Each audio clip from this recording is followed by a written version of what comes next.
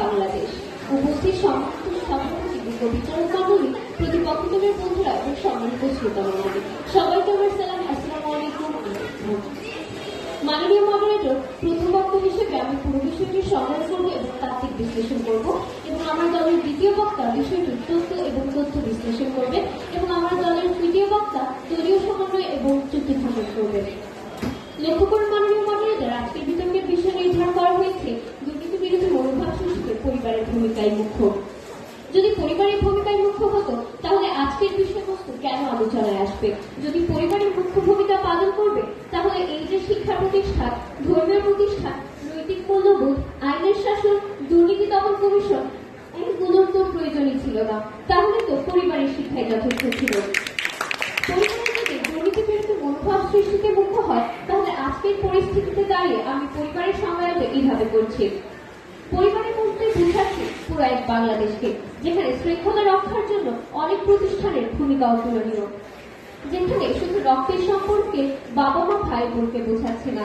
সেই পরিবারের ভূমিকা তখনই মুখ্য হবে যখন পরিবারে অন্তর্ভুক্ত থাকবে নৈতিক শিক্ষার উৎসস্থল, শিক্ষা প্রতিষ্ঠান ও ধর্মীয় প্রতিষ্ঠান, থাকবে সুষ্ঠু বিচার ব্যবস্থাপনা, আইনের শাসন ও সুষ্ঠু প্রশাসনিক ব্যবস্থাপনা।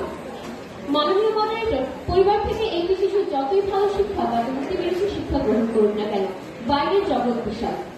পরিবার ছেড়ে শিশু একদিন বাইরের জগতে আসে। একটি রাষ্ট্রের রন্ধ্রে রন্ধ্রে যখন দুর্নীতি ছড়িয়ে পড়ে তখন ব্যক্তি বাইরের এই পরিবেশ থেকে বেশি প্রভাবিত হয়। যেখানে বিদ্যুৎ বিল, গ্যাসের বিল, কর পরিশোধ, নাগরিক সেবার প্রতিটি কাজে ঘুষ দিতে হয়, সেক্ষেত্রে এই ছোট ছোট দুর্নীতি মানুষকে আচ্ছন্ন করে রেখেছে। যদি আইনের সুষ্ঠু প্রয়োগ হতো তাহলে কি এগুলো সম্ভব হতো? মাননীয় মডারেটর, মনে করে গেল সুনির্মল বসুর একটি কবিতার লাইন, বিশ্বজোড়া পাঠশালা মোর সবার আমি ছাত্র, নানানভাবে নতুন জিনিস শিখছিল তারা। পরিবারে শিশুর একমাত্র শিক্ষার স্থান, সে শিক্ষা গ্রহণ করে রাষ্ট্র, সমাজ, বিদ্যালয়, প্রতিবেশী, খেলার মাঠ, খেলার সাথে এবং সংস্কৃতি চর্চা থেকে। মাননীয় মডারেটর, আমার প্রতিপক্ষ দলের বন্ধুরা শুধু বলছে যে দুর্নীতি বিরোধী মনোভাব সৃষ্টিতে পরিবারের ভূমিকাই মুখ্য। যদি পরিবারের ভূমিকায় মূল ভিত্তি হয়ে থাকতো তাহলে কেন আমাদের সরকার স্কুল, কলেজ, বিশ্ববিদ্যালয়ে শিক্ষার ব্যবস্থা করেছেন? কেন আমাদের দুর্নীতি দমন কমিশন, কেন দুর্নীতি দমন প্রতিরোধ কমিটি, কেন তাদের এত সব কার্যক্রম, প্রচার প্রচারণা? প্রশ্ন রইল আমার প্রতিপক্ষ দলের বন্ধুদের কাছে। আশা করি পেয়ে যাবে।